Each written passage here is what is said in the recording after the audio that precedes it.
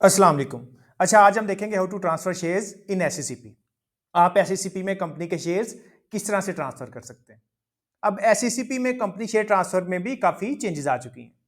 एक ऐसी कंपनी जो मार्च 3 2025 से पहले इनकॉर्पोरेट हुई हैं और ऐसी कंपनी जो आपकी मार्च 3 2025 के बाद इनकॉर्पोरेट हो रही हैं। इन दोनों कंपनी के शेयर ट्रांसफर के प्रोसेस में बहुत ज़्यादा डिफरेंस आ चुका है। तो जनाब, आज हम दोनों कंपनीज के शेयर ट्रांसफर का प्रोसेस देखेंगे, लेकिन इससे पहले हम एक कंपैरिजन देख लेते हैं कि इन दोनों कंपनीज के प्रोसेसेस में क्या फर्क आ चुका है एंड सब्सिक्वेंटली हम शेयर ट्रांसफर के प्रोसेस पे चलेंगे जी। तो जनाब, सबसे पहले हम कंपैरिजन देख लेते हैं ऐसी कंपनीज का जो मार्च 3 2025 से पहले बनी है और ऐसी कंपनीज जो आपकी मार्च 3 2025 के बाद इनकॉर्पोरेट हो रही है। तो जी, ये मेरे पास एक कंपैरिजन चार्ट आ गया ऐसी कंपनीज का जो मार्च 3 2025 के बाद बनी है और ऐसी कंपनीज जो आपकी मार्च 3 2025 से पहले बनी है। तो जनाब, एससीसीपी ने 2025 में एक एसआरओ इशू किया था 246, जिसके मुताबिक ऐसी तमाम कंपनीज जो आपकी मार्च 3 2025 के बाद रजिस्टर्ड होंगी उनके शेयर्स फिजिकल फॉर्म में इशू नहीं होंगे। उनके शेयर्स जनाब इशू होंगे इन बुक एंट्री फॉर्म और वो इलेक्ट्रॉनिकली पड़े होंगे सीडीसी के पास, जिसको आप कहते हैं सेंट्रल डिपोजिटरी कंपनी। यानी कि अब आपके शेयर्स पहले ट्रांसफर होंगे सीडीसी में और उसके बाद आपके शेयर्स ट्रांसफर होंगे एससीसीपी में। तो ये जो आपके शेयर ट्रांसफर का प्रोसेस है ये थोड़ा कॉम्प्लेक्स हो चुका है जी। तो जी, share transfer process side by side valuation of two share transfer approaches. तो जनाब, ये मैंने वैल्यूएशन बनाई हुई है टू प्रोसेसेस की। ऐसी कंपनी जो आपकी मार्च 3 2025 से पहले बनी है और ऐसी कंपनी जो आपकी मार्च 3 2025 के बाद बनी है। तो जनाब, सबसे पहले हम देख लेते हैं ऐसी कंपनी जो आपकी मार्च 3 2025 से पहले बनी है। अब इसमें शेयर ट्रांसफर का प्रोसेस क्या होगा जनाब? सबसे पहले आ जाएगा आपका form 3, return of allotment of shares and change of more than 25% in share holding और मेंबरशिप और वोटिंग राइट्स। अगर आप कंपनी के शेयर ट्रांसफर कर रहे हैं, चाहे आप एक शेयर ट्रांसफर कर रहे हैं, चाहे आप 25% कर रहे हैं, चाहे आप 50%, चाहे आप 100% शेयर ट्रांसफर कर रहे हैं, तो इस केस में आपका जाएगा जी फॉर्म 3। एससीसीपी में जो आपका शेयर ट्रांसफर का प्रोसेस होगा वो जाएगा जनाब हमेशा फॉर्म 3 पे। तो जनाब, हम फाइल करेंगे फॉर्म 3। अगर आप ऑनलाइन फाइल कर रहे हैं तो जनाब फॉर्म 3 सिस्टम ऑटोमेटिकली आपका जनरेट कर देगा जब आप शेयर ट्रांसफर और शेयर ट्रांसफरी की डिटेल देंगे। और अगर आप मैनुअली फाइल कर रहे हैं तो जनाब आपको फॉर्म 3 जो है खुद फिल करना पड़ेगा। तो ये आपके पास फर्स्ट स्टेप आ जाएगा। उसके बाद आ रहा जी second step, affidavit on stamp paper attested by oath commissioner and notarized by notary public. तो जनाब फॉर्म 3 के साथ आपने एक एफिडेविट अटैच करना है। अगर तो आप पंजाब से हैं तो जनाब आप 300 रुपये वाला स्टैम्प पेपर अटैच करेंगे। उसको आप अटेस्ट करवाएंगे बाय ओथ कमिश्नर और नोटराइज कराएंगे बाय नोटरी पब्लिक। जो आपका स्टाम्प फरोश होगा, जो आपको स्टैम्प पेपर देगा, वही उसको टेस्ट कर देगा और वही उसको नोटराइज कर देगा। अब इस स्टैम्प पेपर पे आपने क्या लिखना है? आपने अंडरटेकिंग देनी है। जो कंपनी का सीईओ होगा या डायरेक्टर होगा या ऑथराइज अफसर होगा, वो अंडरटेकिंग देगा कि जो शेयर ट्रांसफर हो रहे हैं इस बंदे से इस बंदे को, वो ट्रू एंड फेयर है और कुछ भी हमने छुपाया नहीं है। उस अंडरटेकिंग का फॉर्मेट भी मैं आपको दिखा दूंगा जी। उसके बाद आ रहा है जी थर्ड स्टेप। थर्ड स्टेप में जो नया बंदा आ रहा है उसकी आपने सीएनआईसी अटैच कर देनी है। अगर किसी आउटसाइडर को शेयर ट्रांसफर हो रहे हैं, अब सपोज कर लें प्राइवेट लिमिटेड कंपनी है, उस कंपनी के 2 मेंबर्स थे, उस कंपनी का एक मेंबर जा रहा है और वो अपने सारे शेयर एक आउटसाइडर को दे के जा रहा है, तो जो नया मेंबर आ रहा है उसकी आपने सीएनआईसी अटैच कर देनी है। अब सपोज कर लें कि अगर एक कंपनी में 3 शेयर होल्डर है, एक जा रहा है और वो एग्जिस्टिंग किसी मेंबर को शेयर दे रहा है जो पहले से कंपनी का शेयर होल्डर है, तो इस केस में सीएनआईसी लगाने की जरूरत नहीं है। ये आपकी सीएनआईसी ऑप्शनल आएगी। या आपकी कंपनी में 2 शेयर होल्डर हैं, एक शेयर होल्डर अपने कुछ शेयर्स दूसरे शेयर होल्डर्स को दे रहा है, एग्जिस्टिंग शेयर होल्डर को, तो इस केस में भी आपको सीएनआईसी लगाने की जरूरत नहीं है। ये सीएनआईसी आपकी ऑप्शनल है और सिर्फ नए मेंबर के लिए आपने लगानी है जनाब, ऐसा मेंबर जो एग्जिस्टिंग नहीं है। तो ये सीएनआईसी जनाब आपकी ऑप्शनल आएगी। और ऐसी कंपनी जो मार्च 3 2025 से पहले बनी है उनके लिए सिर्फ 3 प्रोसेसेस हैं, चौथा कोई प्रोसेस नहीं आएगा।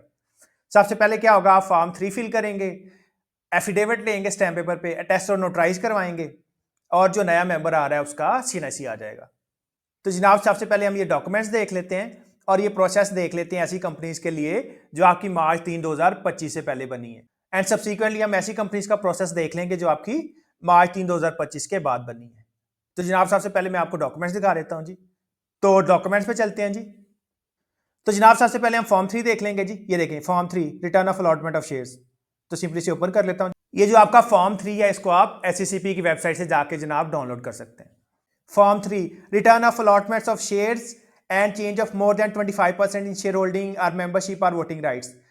तो जनाब, ये जो आपका फॉर्म 3 है यही शेयर कैपिटल की इनहेंसमेंट यानी कि जो आप पेड अप कैपिटल इंक्रीज करते हैं उसके लिए भी यही फॉर्म यूज होता है और आपका शेयर ट्रांसफर में भी यही फॉर्म इस्तेमाल होता है। अब ये देखें, इधर लिखा हुआ है change of more than 25% in share holding, कि अगर आपकी शेयर होल्डिंग जो शेयर ट्रांसफर हो रहे हैं वो 25% या इससे ज्यादा है, लेकिन अगर आपके 0.001% या एक शेयर भी ट्रांसफर हो रहा है तब भी आप फॉर्म 3 फाइल करेंगे।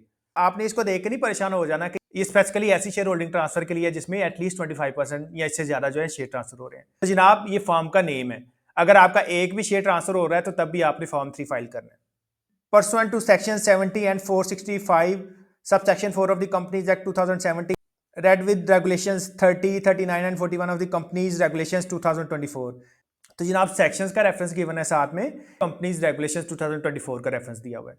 जो आपके कंपनीज रेगुलेशंस है तो उसमें सारे प्रोसेसेस, उनकी लिस्ट ऑफ रिक्वायरमेंट्स और फॉर्म्स जो है वो डिफाइन किए गए।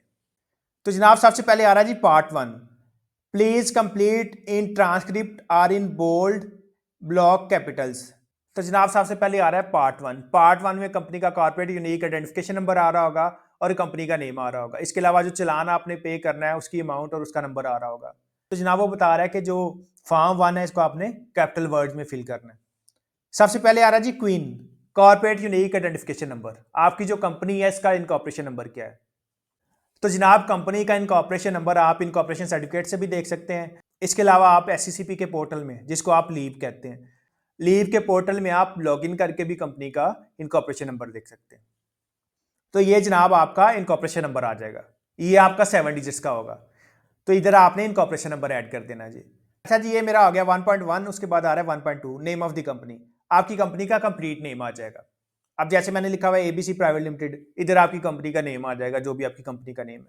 प्राइवेट लिमिटेड भी आ सकता है, एसएमसी प्राइवेट लिमिटेड भी आ सकता है। लेकिन एक बात आपने याद रखनी है कि जो आपकी एसएमसी है, जिसको आप सिंगल मेंबर कंपनी कहते हैं, उसमें सारे शेयर्स ट्रांसफर होंगे। ऐसा नहीं हो सकता कि एसएमसी के शेयर्स आप 2 बंदों को ट्रांसफर कर दें।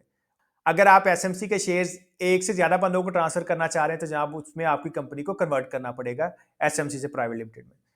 तो प्राइवेट लिमिटेड कंपनी का आप एक शेयर भी ट्रांसफर कर सकते हैं और ज्यादा भी कर सकते हैं, लेकिन एसएमसी के केस में 100% आपको शेयर्स ट्रांसफर करने पड़ेंगे नए बंदे को। अच्छा जी, कंपनी का नेम आ गया। उसके बाद आ गया 1.3 पेमेंट डिटेल्स। 1.3.1 चालान नंबर। अगर तो आप मैनुअली फॉर्म सबमिट कर रहे हैं फॉर्म 3, तो जो आप चालान जनरेट करेंगे उसका नंबर इधर आ जाएगा और 1.3.2 में चालान की अमाउंट आ जाएगी, जो अमाउंट आपकी चालान पर रिफ्लेक्ट हो रही होगी। इसके अलावा अगर आप 1.3 को ना भी फिल करें ऑफलाइन सबमिशन के केस में तो कोई मसला नहीं है जी। ऑनलाइन के केस में तो सिस्टम ऑटोमेटिकली इसको रिफ्लेक्ट कर देगा, लेकिन ऑफलाइन के केस में अगर आप इसको ना भी फिल करें, ये 1.3 वाला जो ऑप्शन है, तो कोई मसला नहीं है। फर्दर नीचे चलूंगा जी। उसके बाद आ रहा है जी part 2, applicable in case of allotment of shares. तो ये जो आपका पार्ट 2 है, ये स्पेसिफिकली ऐसी कंपनीज के लिए है जो अपना पेड अप कैपिटल बढ़ाना चाह रही हैं। तो जनाब पार्ट 2 के साथ हमारा कोई कंसर्न नहीं है, तो पार्ट 2 को छोड़ देंगे जी। फर्दर नीचे चलता हूं जी। पार्ट 2 का सेक्शन ए, इसके साथ भी कोई कंसर्न नहीं होगा। सेक्शन बी के साथ भी कोई कंसर्न नहीं है हमारा जी। सेक्शन सी के साथ भी कोई कंसर्न नहीं है। ये फर्दर इशुएंस ऑफ शेयर्स के बारे में है कि कंपनी ने कैश कंसीडरेशन के अगेंस्ट फर्दर शेयर्स इशू किए हैं, नॉन कैश कंसीडरेशन के अगेंस्ट फर्दर इशू किए हैं, या बोनस शेयर्स इशू किए हैं। तो जनाब हम शेयर्स इशू नहीं कर रहे हैं, हम कर रहे हैं शेयर ट्रांसफर। तो फर्दर नीचे चलता हूं जी। सेक्शन डी के साथ भी कोई कंसर्न नहीं है जी। हमारा कंसर्न होगा जी पार्ट 3 के साथ। जो फॉर्म 3 का पार्ट 3 है वो आपका डील कर रहा है जी शेयर ट्रांसफर के हवाले से। फॉर्म 3 में सबसे पहले हमने फिल करना है पार्ट 1, जिसमें कंपनी का कॉर्पोरेट यूनिक आइडेंटिफिकेशन नंबर आपने देना है एंड सब्सिक्वेंटली आपने कंपनी का कंप्लीट नेम देना है। उसके बाद आपने पार्ट 2 को स्किप कर देना है पूरे को, जितने भी उसके सेक्शन है A B C D, and subsequently आप आ जाएंगे जी पार्ट 3 पे। Part 3, applicable in case of change of more than 25% in share holding और मेंबरशिप और वोटिंग राइट्स। तो इसको आपने इग्नोर कर देना है। सबसे पहले एससीसीपी ने ऐसे किया था कि अगर आपका 25% या इससे ज्यादा शेयर होल्डिंग में चेंज आ रहा है तो तभी आप फॉर्म 3 जो है फाइल करेंगे, वरना जो आपकी एनुअल रिटर्न होती थी, जिसको आप फॉर्म ए और फॉर्म 9 कहते हैं, उसमें आप डिक्लेयर कर देते थे कि ड्यूरिंग द ईयर कंपनी के ये शेयर्स ट्रांसफर हुए हैं, जो आपके लेस देन 25% होते थे। अब उसमें इशू ये आ रहा था कि सपोज कर लें चाहे एक शेयर ट्रांसफर हो गया, उस बंदे को हमने डायरेक्टर या सीईओ अपॉइंट कर दिया, और अगर हमने उस बंदे को बैंक में सिग्नेचरी अपडेट करवाना होता था तो हमारे पास फॉर्म 3 नहीं था होता जब तक हम फॉर्म ए ना सबमिट करते थे। तो इस केस में बड़े इशूज आ रहे थे, क्योंकि बैंक को अपना रिकॉर्ड अपडेट करने के लिए फॉर्म 3 रिक्वायर्ड होता था, या फॉर्म ए या फॉर्म 9 रिक्वायर्ड होता था। तो जब तक शेयर्स ही नहीं ट्रांसफर होंगे तो आपके पास फॉर्म 3 कैसे आएगा और आपके पास फॉर्म 9 कैसे आएगा? तो अभी एससीसीपी ने अलाउ कर दिया कि अगर आपका एक भी शेयर ट्रांसफर हो रहा है तो आप फॉर्म 3 सबमिट करके उस चेंज इन शेयर होल्डिंग को डिक्लेयर कर सकते हैं जी। अच्छा जी, 3.1 आ गया जी, change in share holding. 3.1.1 total number of paid up shares, इस कंपनी के टोटल पेड अप शेयर्स कितने थे? तो जनाब हमारी कंपनी के शेयर्स थे 1500। तो जनाब हमारा जो शेयर कैपिटल है वो 1500 शेयर्स हैं मल्टीप्लाई बाय 10, और हर शेयर जो है वो 10 रुपये का है। 1500 multiply by 10 is equal to 15,000। तो इधर सिर्फ आपने जो नंबर ऑफ शेयर्स हैं वो लिखने हैं, आपने टोटल वैल्यू नहीं लिखनी है उसकी पेड अप कैपिटल की। वो कह रहा है total number of paid up shares, सिर्फ आपने शेयर्स लिखने हैं, आपने उसको मल्टीप्लाई करके नहीं लिखना कि इन शेयर्स की वैल्यू इतनी है। उसने सिर्फ नंबर पूछे हुए शेयर्स के। तो जनाब हमारे केस में 1500 शेयर्स हैं पेड अप कैपिटल के। उसके बाद वो कह रहा है 3.1.2 particulars of change in share holding. इधर आपकी जो शेयर होल्डिंग में चेंज आ रहा है जनाब उसकी आपने डिटेल्स दे देनी है कि जनाब इस बंदे से शेयर इस बंदे को ट्रांसफर हो रहे हैं, दोनों को CNSE आ जाएंगे, कितने शेयर्स जा रहे हैं और किस डेट को शेयर्स जा रहे हैं वो डेट आ जाएगी। फर्दर नीचे चलता हूं जी। नेम ऑफ ट्रांसफरर, ट्रांसफरर से मुराद ऐसा बंदा जो शेयर ट्रांसफर कर रहा है। नेम ऑफ ट्रांसफरी, ट्रांसफरी से मुराद ऐसा बंदा जो शेयर परचेज कर रहा है। ट्रांसफरर से मुराद जो ट्रांसफर कर रहा है यानी कि जो सेल कर रहा है, और ट्रांसफरी से मुराद ऐसा बंदा जो शेयर परचेज कर रहा है। तो जी नेम ऑफ ट्रांसफरर, जो बंदा शेयर ट्रांसफर कर रहा है उसका नेम आ गया। अब सपोज कर ले मैंने उसका नेम रखा हुआ जी ABC, passport number registration number of transferor as applicable. तो जो आपका ट्रांसफरर है, अगर इंडिविजुअल है तो उसका CNSE नंबर, या अगर वो फॉरनर है तो पासपोर्ट नंबर आ जाएगा, या अगर शेयर होल्डर कंपनी है तो जनाब कंपनी का रजिस्ट्रेशन नंबर आ जाएगा। नेम ऑफ ट्रांसफरी या ट्रांसफरीज, अगर एक से ज्यादा बंदे को शेयर ट्रांसफर हो रहे हैं तो ट्रांसफरीज आ जाएगा। अब सपोज कर लें उसका नेम है जी XYZ, उस बंदे का CNSE आ जाएगा जी। एड्रेस ऑफ ट्रांसफरी, जिस बंदे को शेयर ट्रांसफर हो रहे हैं उसका कंप्लीट एड्रेस आ जाएगा। एज पर CNSE भी लिख सकते हैं आप लोग, और एज पर एक्चुअल जो उसका करंट एड्रेस है वो भी आप मेंशन कर सकते हैं। काइंड/क्लास ऑफ शेयर्स, जो आपके शेयर्स हैं उसकी क्लास क्या है, तो ये जनाब आपने ऑर्डिनरी रखनी है। ये आमतौर पे आपके 99.99% केसेस में ऑर्डिनरी होगी कंपनी के केस में। और डेट ऑफ ट्रांसफर, किस डेट को शेयर्स जो हैं वो ट्रांसफर हो रहे हैं, तो जनाब हमारे केस में 20/11/2025 को शेयर्स ट्रांसफर हो रहे हैं। इसके अलावा अगर एक से ज्यादा बंदे को शेयर्स ट्रांसफर हो रहे हैं, या कंपनी के सपोज कर लें 3 शेयर होल्डर हैं, तीनों जा रहे हैं और तीनों ही किसी और बंदों को शेयर्स ट्रांसफर कर रहे हैं, तो एज इट इज जैसे ये XYZ है, फर्दर नीचे आप रोज ऐड करते जाएंगे। आप सपोज कर लें DEF है, DEF किसी और बंदे को शेयर्स ट्रांसफर कर रहा है, कंपनी का दूसरा मेंबर है, तो DEF आ जाएगा, उसका CNSE आ जाएगा। आप सपोज कर लें कि अली है, अली ट्रांसफर ही है, अली को शेयर्स जा रहे हैं, अली का नेम आ जाएगा, उसका CNSE नंबर आ जाएगा, उसका एड्रेस आ जाएगा, नंबर ऑफ शेयर्स, जो DEF शेयर होल्डर है वो अली को कितने शेयर्स ट्रांसफर कर रहा है वो नंबर ऑफ शेयर्स आ जाएंगे, क्लास में ऑर्डिनरी आ जाएगा, और डेट ऑफ ट्रांसफर में आपका 20 आ जाएगा, जिस डेट को शेयर्स ट्रांसफर हो रहे हैं। एज इट इज आप रोज ऐड करते जाएंगे। फर्दर वो कह रहा है use separate sheet if necessary. Suppose कर लें कि अगर 20-30 बंदों को शेयर्स जा रहे हैं तो जनाब आप ये चेंज इन शेयर होल्डिंग वाली सेपरेट शीट यूज कर लें जनाब, ये जो आपका टेबल बना हुआ है, ये particulars of change in share holding वाला, क्योंकि वो फिर एक शीट पे पूरा नहीं आएगा तो आपको 2-3 शीट जो है वो बनानी पड़ेंगी। फर्दर नीचे चलता हूं जी। 3.2 चेंज इन वोटिंग राइट, तो जनाब हमारी वोटिंग राइट में कोई चेंज नहीं आ रहा, 3.2 से आपका कोई कंसर्न नहीं है जी। 3.3 चेंज इन मेंबरशिप, तो ये जनाब 3.3 आपका ऑनलाइन फॉर्म में खुद फिल नहीं होता, उसको आप ना भी करें तो कोई मसला नहीं है, और ऑफलाइन में आप 3.3 को फिल कर लें तो भी ठीक है। अगर आप इसको ना भी फिल करें, ये जो आपका 3.3 आ रहा है, तो फिर भी आपका जो फॉर्म है वो ऑफलाइन एक्सेप्ट हो जाएगा। लेकिन मैं आपको ये कहूंगा कि अगर आप सबमिट कर रहे हैं ऑफलाइन तो आप ये जो 3.3 है चेंज इन मेंबरशिप वाला, इसको भी आप सबमिट कर दीजिएगा। 3.3.1 total number of members prior to change, share transfer से पहले कंपनी के कितने मेंबर थे ये आपने बताना जी। तो शेयर ट्रांसफर से पहले हमारे कंपनी के मेंबर थे 2। Particulars of change in members, जो मेंबर्स में चेंज आ रही है जनाब उसकी आपने डिटेल देनी है। जो मेंबर जा रहा है उसका नेम, उसका CNSE और किस डेट को जा रहा है, और जो मेंबर आ रहा है उसका नेम, उसका CNSE और किस डेट को आ रहा है जी।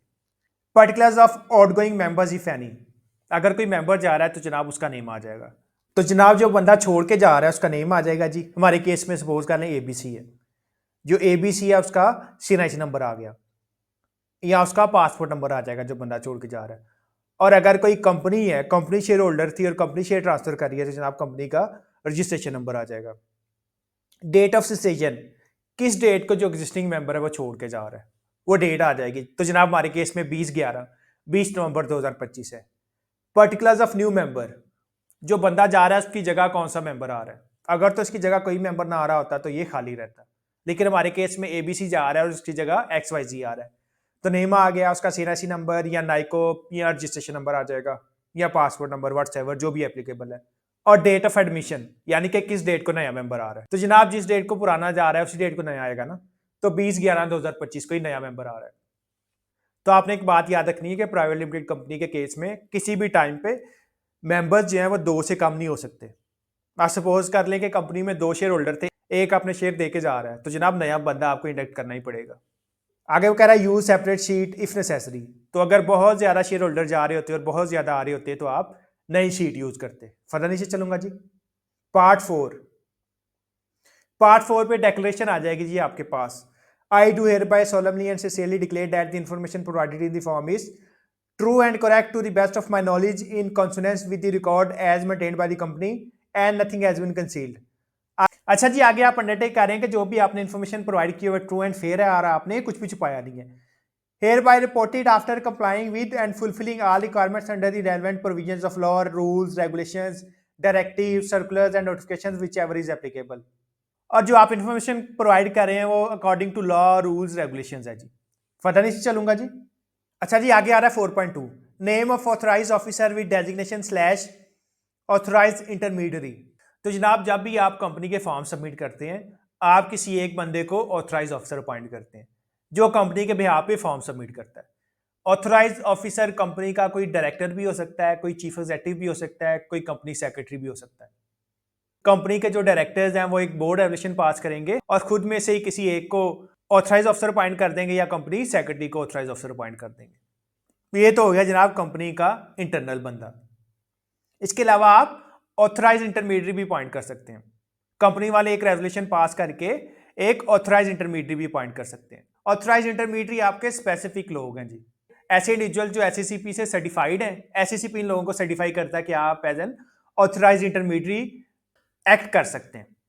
ऐसे लोग जिनके पास सीए, एसीसीए, लॉ, फाइनेंस की कोई डिग्री है, उनका कॉर्पोरेट का नॉलेज है, उनके पास sufficient number of staff plus PCs या लैपटॉप्स पड़े हुए हैं, तो ऐसे लोग एससीसीपी में ऑथराइज इंटरमीडियरी की रजिस्ट्रेशन के लिए अप्लाई करते हैं और एससीसीपी इन लोगों को लाइसेंस इशू कर देती है कि आप as an authorise intermediary act कर सकते हैं।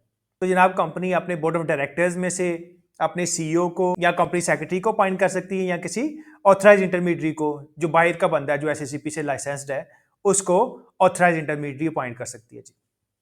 तो जनाब हमने ऑथराइज इंटरमीडियरी अपॉइंट किया हुआ है एक सीईओ को जिसका नेम हमने रखा हुआ है जी DEF। नेम आ गया और आगे आपने उसकी डेजिग्नेशन लिख देनी है CEO/डायरेक्टर। हमारे केस में CEO/डायरेक्टर है। अगर खाली सीईओ होता तो खाली सीईओ आप लिख देते, खाली डायरेक्टर होता तो खाली डायरेक्टर लिख देते, और सेक्रेटरी होता तो जनाब आप कंपनी सेक्रेटरी लिख देते जी। 4.3 में आ रहा है जी सिग्नेचर्स। इस बॉक्स के अंदर जो आपका सीईओ है अगर आप ऑफलाइन फॉर्म सबमिट कर रहे हैं तो जनाब इधर इस बंदे के सिग्नेचर्स आ जाएंगे। फर्दर नीचे चलता हूँ जी। Registration number of authorise intermediary if applicable. अगर आपने ऑथराइज इंटरमीडियरी अपॉइंट किया होता तो इधर उस बंदे का रजिस्ट्रेशन नंबर आ जाता जी। डेट, किस डेट को आप फॉर्म सबमिट कर रहे हैं तो जनाब आपकी date of submission of form जो है इधर आ जाएगी। डे आ गया जी 20, मंथ आपका आ गया 11, ईयर में आपका आ जाएगा 2025। तो ये आपके बॉक्सेस बने होंगे, ये आपने फिल करने होंगे। फर्दर नीचे चलता हूँ जी। आगे वो बता रहा चाहिए इनक्लोजर्स, क्या कुछ आपने अटैच करना है। तो ये इनक्लोजर्स में जो जो रिक्वायर्ड है ये उसने बताया हुआ है और ये सारी डिटेल उसने फर्दर इश्यूएंस के बारे में बताई हुई है कि अगर आप पेड अप कैपिटल बढ़ा रहे हैं तो कैश कंसिडरेशन के केस में आप ऑडिटर का सर्टिफिकेट लगाएंगे, नॉन कैश के केस में आप इंजीनियर की valuation report plus auditor certificate लगाएंगे, बोनस शेयर्स के केस में जनाब आप बोर्ड वैल्यूएशन वगैरह लगाएंगे जी। तो शेयर ट्रांसफर के केस में अगर आपकी कंपनी मार्च 3, 2025 से पहले बनी है तो मैं आपको बता चुका हूँ कि आपने सिर्फ एफिडेविट लगाना है जी। तो जनाब अगर आप ऑफलाइन फॉर्म सबमिट कर रहे हैं तो फॉर्म 3 आप फिल करेंगे और साथ में आप एफिडेविट लगाएंगे। तो इसके बाद जनाब मैं आपको एफिडेविट दिखा देता हूँ जी। तो एफिडेविट का फॉर्मेट देख लेते हैं। अच्छा जी, ये मेरे पास एक एफिडेविट का फॉर्मेट आ गया। अगर आप पंजाब में रह रहे हैं तो जनाब आपने इसको 300 वाले स्टैम्प पेपर पे लेना है, और अगर आप किसी और प्रोविंस में रह रहे हैं तो 100, 200 व्हाट्सएवर जो भी आपको स्टैम्प पेपर मिल जाए, क्योंकि आपको पता है कि पंजाब में ई स्टैम्प इशू होते हैं आजकल। तो जो अंडरटेकिंग के लिए स्टैम्प पेपर इशू हो रहा है उसकी मालियत कम से कम 300 रुपये होनी चाहिए। एफिडेविट IDEF जो आपकी कंपनी का CEO है जी उसका नेम आ गया। बेरिंग CNIC नंबर, उसका CNIC नंबर आ जाएगा जी। तो सबसे पहले जो आपकी कंपनी का सीईओ, डायरेक्टर, जो भी ऑथराइज ऑफिसर होगा उसका नेम आ गया, उसका सीएनएससी नंबर आ गया। In my capacity as the authorise officer slash CEO, ये जो DEF है ये हमारी कंपनी का ऑथराइज ऑफिसर भी है और सीईओ भी है और ये डायरेक्टर भी है जी, इसको स्लैश आप डायरेक्टर भी कर लें। Of ABC private limited do hereby solemnly affirm and declare as under. अच्छा जी, जो ऑथराइज ऑफिसर है उसका नेम आ गया, उसका सीएनएससी आ गया, उसकी कैपेसिटी बता दी कि वो ऑथराइज ऑफिसर भी है, वो सीईओ भी है, वो डायरेक्टर भी है, स्लैश अगर वो सेक्रेटरी है तो ऑथराइज ऑफिसर स्लैश सेक्रेटरी आप कर देते, खाली डायरेक्टर होता तो ऑथराइज ऑफिसर स्लैश डायरेक्टर कर देते, सीईओ स्लैश डायरेक्टर होता तो CEO slash director slash authorise officer कर देते, कि वो अंडरटेक कर रहा है कि जो भी नीचे इन्फॉर्मेशन प्रोवाइड है वो ट्रू एंड फेयर है। पॉइंट 1 आ गया जी, transfer of shares. That the following share holder namely ABC has transferred all their shares in the following manner.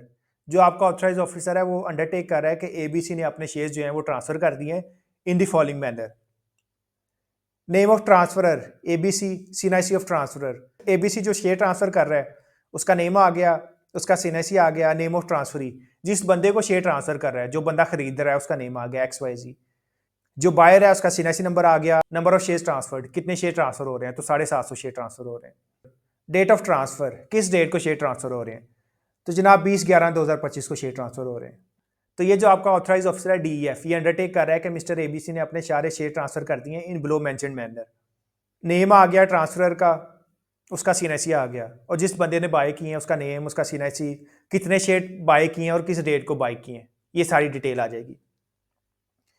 उसके बाद सीरियल नंबर 2 आ गया, requirement of form 3, that the particulars of transfer of shares have been accurately recorded in form 3 which is being duly submitted to SACP as per the requirements of the companies act 2017। आगे जो आपका authorise officer है वो undertake कर रहा है कि जो पर्टिकुलर्स हैं रिगार्डिंग ट्रांसफर ऑफ शेयर्स वो एक्यूरेटली रिकॉर्ड कर दिए फॉर्म 3 में, हमने SACP को सबमिट कर दिया जी। That all necessary formalities including the transfer of shares from the existing members to new shareholders have been duly completed as per the applicable laws and regulations। आगे जो आपका ऑथराइज ऑफिसर है वो undertake कर रहा है कि तमाम formalities regarding transfer of shares जो है वो हमने कंप्लीट कर लिए हैं जी, as per applicable rules and regulations. That this affidavit is executed and submitted as per the requirements of SACP for the filing of Form 3 related to the changes mentioned above। आगे जो आपका authorise officer है वो undertake कर रहा है कि ये जो एफिडेविट है ये स्पेसिफिकली SACP की रिक्वायरमेंट के लिए रिगार्डिंग ट्रांसफर ऑफ शेयर जो है हम ये प्रोवाइड कर रहे हैं जी। आगे वेरिफिकेशन आ रही है जी, पॉइंट 3 पे, verified that the information provided in this affidavit and the accompanying documents including form 3 is true, correct and complete to the best of my knowledge and belief and nothing material has been concealed। आगे जो आपका authorise officer है वो undertake कर रहा है कि जो भी मैंने इन्फॉर्मेशन प्रोवाइड किया है ट्रू एंड फेयर है और कुछ भी हमने छुपाया नहीं है। तो इसलिए जो आपका ऑथराइज ऑफिसर है उसका एफिडेविट लगता है कि वो अंडरटेक कर रहा होता है कि जो भी हमने इन्फॉर्मेशन प्रोवाइड किया रिगार्डिंग ट्रांसफर ऑफ शेयर्स, कि ये शेयर्स इस बंदे से इस बंदे को ट्रांसफर हो गए हैं और इस डेट को ट्रांसफर हुए हैं, वो ट्रू एंड फेयर है और कुछ भी छुपाया नहीं है। फर्दर नीचे चलता हूं जी। अच्छा जी, उसके बाद आ रहा है डेपोनेंट। डेपोनेंट से मुराद सिग्नेटरी, वो बंदा जो एफिडेविट को साइन करेगा। तो हमारे केस में कौन साइन कर रहा है उसकी डेजिग्नेशन आ जाएगी, हमारे केस में ऑथराइज ऑफिसर साइन कर रहा है इसको और वही बंदा सीईओ है। तो आपके केस में जो भी बंदा डेपोनेंट होगा तो उसकी आपने पोजीशन लिख देनी है, उसकी आपने अथॉरिटी लिख देनी है। हमारे केस में ऑथराइज ऑफिसर स्लैश सीईओ है। जो आपका डेपोनेंट है उसका नेम आ जाएगा, हमारे केस में था जी DEF, तो DEF कर दूंगा इधर। ऑथराइज ऑफिसर का नेम आ गया, उसका सीएनएससी आ जाएगा और इधर आप सिग्नेचर कर देंगे। इसके अलावा जनाब डेपोनेंट के साथ आपको विटनेसेस चाहिए, एटलीस्ट एक विटनेस तो आपने ऐड करना ही करना है। आप एक से ज़्यादा विटनेस भी ऐड कर सकते हैं, तो आपने 2 विटनेस ऐड करने हैं जी। जो विटनेस है वो अफर्म करेंगे कि जनाब जो शेयर ट्रांसफर हो रहे हैं वो वाकई एक्यूरेट है। तो जो विटनेस है उसका नेम आ जाएगा, उसका सीएनआईसी नंबर आ जाएगा और वो सिग्नेचर कर देगा। एज इट इज जो विटनेस 2 है उसका नेम आ जाएगा, उसका सीएनआईसी नंबर आ जाएगा और वो इधर सिग्नेचर कर देगा। और ये आप लेंगे जनाब 300 वाले स्टैम्प पेपर पे, अगर आप पंजाब से हैं, और आप इसको अटेस्ट और नोटराइज करवाएंगे। Attested by oath commissioner and notarise by notary public. जो आपका स्टैम्प पेपर वाला होगा वही इसको टेस्ट कर देगा और वही इसको नोटराइज कर देगा जी। और आपने एक बात याद रखनी है कि अब आपका स्टैम्प पेपर तब तक इशू नहीं हो सकता जब तक आपकी सिम आपके नाम पे रजिस्टर्ड नहीं है। तो जनाब आपने स्टैम्प पेपर इशू करवाना है ऑथराइज ऑफिसर के नाम पे, और ऑथराइज ऑफिसर के नाम पे सिम होनी चाहिए, क्योंकि जब आप स्टैम्प पेपर इशू करवाने जाते हैं तो जनाब जिस बंदे के नाम पे आप स्टैम्प पेपर इशू करवा रहे हैं उसको कोर्स जाते हैं। तो ये आपने बात याद रखनी है। तो जनाब मैंने आपको फॉर्म 3 दिखा दिया, उसके बाद मैंने आपको एफिडेविट दिखा दिया। इसके बाद हम चलेंगे एससीसीपी की वेबसाइट पे और देखेंगे कि वहां पे आपने फॉर्म 3 का प्रोसेस किस तरह से सबमिट करना है। अच्छा जी, एससीसीपी की वेबसाइट पे जाने के लिए सबसे पहले गूगल पे चलूंगा जी, तो गूगल पे चलता हूं। अच्छा जी, गूगल पे जाने के बाद आप सर्च करेंगे लीप एससीसीपी, तो लीप एससीसीपी सर्च कर लेता हूं। तो जनाब जैसे ही आप लीप एससीसीपी सर्च करेंगे, जो आपके पास पहला लिंक आएगा सिंपली आप इस पर क्लिक करेंगे। ये देखें जी, लीप एससीसीपी, leap.scp.gov.pk। तो सिंपली इस लिंक पे क्लिक करूंगा जी, तो ये आपको एससीसीपी के ई फाइलिंग पोर्टल पे ले जाएगा। तो जनाब लीप की वेबसाइट पे आने के बाद जो आपका ऑथराइज ऑफिसर है उसके लॉगिन क्रेडेंशियल लगा के आपने लीप के पोर्टल में लॉगिन कर लेना है। अगर तो आपके ऑथराइज ऑफिसर ने एससीसीपी का जो पुराना पोर्टल था ई सर्विसेज उस पर साइन अप किया हुआ, तो जनाब आपके ई सर्विसेज के लॉगिन क्रेडेंशियल्स ही आपके लीप पे यूज हो जाएंगे। और अगर आपकी कंपनी ऑफलाइन बनी है और आपका जो ऑथराइज ऑफिसर है उसका लॉगिन नहीं बना हुआ, तो जनाब आप जाएंगे साइन अप पे और अपने ऑथराइज ऑफिसर का साइन अप कर लेंगे। तो जनाब हमारे केस में जो हमारा ऑथराइज ऑफिसर है उसका लॉगिन बना हुआ है, तो उसके लॉगिन क्रेडेंशियल्स डाल के सिंपली मैं लॉगिन कर लूंगा जी। तो लॉगिन पे क्लिक करता हूं जी। अच्छा जी, जैसे ही मैंने लॉगिन पे क्लिक किया ये मुझे लॉगिन के डैशबोर्ड पे ले आया, इजी फाइल डिजिटल लॉगिन। तो जनाब लॉगिन में ये आपसे CNIC नाइको पासपोर्ट नंबर मांगेगा, यहाँ रजिस्ट्रेशन नंबर आ रहा होगा आपका। तो जो भी आपके पास लॉगिन क्रेडेंशियल्स हैं, जो भी आपके पास लॉगिन क्राइटेरिया है वो दे के आप लॉगिन कर लेंगे। तो जनाब इधर आप CNIC पासपोर्ट रजिस्ट्रेशन नंबर नाइको विदाउट डैशेज ऐड करेंगे। तो जनाब अपना CNIC नंबर ऐड कर लेता हूँ जी। अच्छा जी, मैंने अपना CNIC नंबर ऐड कर लिया। उसके बाद वो कह रहा है पासवर्ड, वो पासवर्ड जो आपने साइन अप करते हुए रखा था। तो जनाब अपना पासवर्ड ऐड कर लेता हूँ जी। अच्छा जी, CNIC में मैंने CNIC ऐड कर लिया, पासवर्ड मेरा पासवर्ड आ गया। इसके बाद सिंपली लॉगिन पे क्लिक करूंगा। तो जनाब लॉगिन पे क्लिक करता हूँ जी। अच्छा, जैसे ही मैंने लॉगिन पे क्लिक किया ये मुझे लीप के डैशबोर्ड पे ले आया, वेलकम टू लीप डैशबोर्ड। तो ये नीचे आपके पास आ रहा है जी, do it now, reserve company name, start company, filing and compliance, manage your registered company. तो जनाब हमारा कंसर्न होगा फाइलिंग एंड कंप्लायंस के साथ। तो कंपनी सेलेक्ट करने के लिए आप फाइलिंग एंड कंप्लायंस पे क्लिक भी कर सकते हैं। इसके अलावा आप माई कंपनी/LLP पे जाके भी कंपनी सेलेक्ट कर सकते हैं। तो जनाब मैं अपनी कंपनी सेलेक्ट करूंगा फाइलिंग एंड कंप्लायंस पे जाके, तो फाइलिंग एंड कंप्लायंस पे क्लिक कर लेता हूं जी। अच्छा, जैसे ही मैंने फाइलिंग एंड कंप्लायंस पे क्लिक किया वो कह रहा है जी, please select company to start its filing and compliance. वो कह रहा है जनाब अपनी कंपनी सेलेक्ट करें जिसकी आपने फाइलिंग एंड कंप्लायंस स्टार्ट करनी है। जैसे ही आप फाइलिंग एंड कंप्लायंस पे क्लिक करेंगे, आप जितनी भी कंपनीज में शेयर होल्डर हैं, डायरेक्टर हैं, चीफ एग्जीक्यूटिव हैं, कंपनी सेक्रेटरी हैं, व्हाट्सएवर, उन सारी कंपनीज की लिस्ट इधर अपीयर होना शुरू हो जाएगी। अब जिस पर्सन के लॉगिन क्रेडेंशियल्स यूज करके मैंने लॉगिन किया है वो बंदा सिर्फ इसी कंपनी में CEO है। तो जनाब इधर एक ही कंपनी आ रही है। अगर ये बंदा एक से ज्यादा कंपनी में CEO होता, डायरेक्टर होता, मेंबर होता, कंपनी सेक्रेटरी होता, तो वो सारी कंपनीज की लिस्ट इधर अपीयर होना शुरू हो जाती। तो जनाब हमारे केस में कंपनी का नेम आ गया प्राइवेट लिमिटेड, और कंपनी का जनाब कॉर्पोरेट यूनिक आइडेंटिफिकेशन नंबर, जो कंपनी का क्वीन है वो इधर आना शुरू हो गया। तो जनाब कंपनी को सिलेक्ट करने के लिए कंपनी के नाम से पहले ये एक राउंड सर्कल आ रहा है। अभी ये देखें आपका प्रोसीड का बटन एक्टिवेट नहीं है। जितना मर्जी आप प्रोसीड पे क्लिक करें ये आपको कंपनी के प्रोसेसेस पे नहीं लेके जाएगा। लेकिन जैसे ही आप कंपनी के नेम के साथ ये जो राउंड सर्कल बना हुआ है इस पे क्लिक करेंगे, ये आपका जो प्रोसीड का बटन है ये एक्टिवेट हो जाएगा। तो जनाब प्रोसीड पे क्लिक करूंगा। अच्छा, जैसे ही मैंने प्रोसीड पे क्लिक किया ये मुझे कंपनी के ऑल प्रोसेसेस पे ले आया। सबसे पहले कंपनी का नेम आ रहा होगा, कंपनी का कॉर्पोरेट यूनिक आइडेंटिफिकेशन नंबर यानी कंपनी का क्वीन आ रहा होगा, और इसके बाद आपके पास ऑल अवेलेबल प्रोसेसेस की लिस्ट आ रही होगी। ये जनाब आपके पास 3 कॉलम्स आ रहे हैं। सबसे पहले आ रहा है जी फाइलिंग प्रोसेसेस, उसके बाद आ रहा है जी इवेंट बेस्ड फाइलिंग, और आगे आ रहा है जी लाइसेंसिंग। तो जनाब हमारा कंसर्न होगा इवेंट बेस्ड फाइलिंग के साथ। सबसे पहले आ रहा है जी induction, cessation, increase in authorise capital, special resolution, ultimate beneficial owner, UBO declaration, buyback of shares, change in voting rights, change of status from active to inactive, allotment of shares, cancellation, consolidation, division and subdivision of shares। और उसके बाद आ रहा है जी change in share holding more than 25%। जो आपका second last option है इवेंट बेस्ड फाइलिंग में, उधर आ रहा है जी change in share holding more than 25%। तो जनाब हमारा कंसर्न इसी फॉर्म के साथ है जी, change in share holding more than 25%। Even तो अगर आपका एक शेयर भी ट्रांसफर हो रहा है, 1% भी ट्रांसफर हो रहा है, 0.0001% शेयर भी ट्रांसफर हो रहे हैं, तब भी आपने यही प्रोसेस फॉलो करना है। सिर्फ इस फॉर्म का नाम ये है जी, change in share holding more than 25%, वरना इवन तो अगर आपके 1% शेयर भी ट्रांसफर हो रहे हैं तब भी आपने यही फॉर्म सबमिट करना है। तो जनाब ये जो आपके पास ऑप्शन आ रहा है change in share holding more than 25%, इस ऑप्शन पे क्लिक करूंगा जी। अच्छा जी, जैसे ही मैंने change in share holding more than 25% वाले ऑप्शन पे क्लिक किया, मेरे पास फॉर्म 3 ओपन हो गया जी। सबसे पहले आ रहा है जी filing for change in share holding more than 25%, जो आपका फॉर्म है उसका नेम आ गया जी। एप्लीकेशन आईडी, तो जनाब एससीसीपी लीव पे जो भी आप प्रोसेस इनिशिएट करेंगे, हर प्रोसेस की यूनिक आईडी होगी। चाहे आप शेयर ट्रांसफर कर रहे हैं, एनुअल रिटर्न कर रहे हैं, चेंज इन डायरेक्टरशिप आ रहा है, change in registered office address है, व्हाट्सएवर जो भी आप प्रोसेस कर रहे हैं, हर प्रोसेस की एक यूनिक एप्लीकेशन आईडी होगी। तो ये जनाब आपकी यूनिक एप्लीकेशन आईडी है जी। कंपनी का नेम आ जाएगा, कंपनी का कॉर्पोरेट यूनिक आइडेंटिफिकेशन नंबर आ जाएगा। डेट ऑफ इनकॉर्पोरेशन आ गई जी, ये कंपनी बनी है जी दिसंबर 7 2017 को।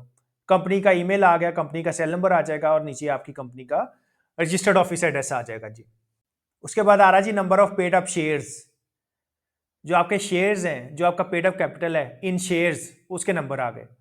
तो जनाब हमारी कंपनी के केस में 1500 शेयर्स थे, तो ये देखें जी 1500 शेयर्स आ रहे हैं। उसके बाद आ रहा है जी ट्रांसफर ऑफ शेयर्स, और आगे वो कह रहा है plus click here to add transfer of shares. तो जनाब ट्रांसफर ऑफ शेयर्स की डिटेल ऐड करने के लिए आप इधर क्लिक करेंगे। ये जो आपके पास आ रहा है जी plus click here to add transfer of shares, जो बंदा शेयर ट्रांसफर कर रहा है जिसको आप ट्रांसफरर कहते हैं, और जिस बंदे को शेयर्स ट्रांसफर हो रहे हैं जिसको आप ट्रांसफरी कहते हैं, उन सब की डिटेल ऐड करने के लिए जनाब आप ये जो ऑप्शन आ रहा है ट्रांसफर ऑफ शेयर्स के नीचे ये जो बॉक्स बना हुआ है plus click here to add transfer of shares, इधर आप कहीं भी क्लिक करेंगे। तो जनाब इधर क्लिक कर लेता हूँ जी। अच्छा जी, जैसे ही मैंने प्लस क्लिक किया to add transfer of shares पे क्लिक किया, ये मुझे इस पेज पे ले आया। ऐड ट्रांसफर ऑफ शेयर्स, आगे वो कह रहा है कि जो आपने शेयर्स ट्रांसफर करने हैं उसकी डिटेल ऐड करेंगे।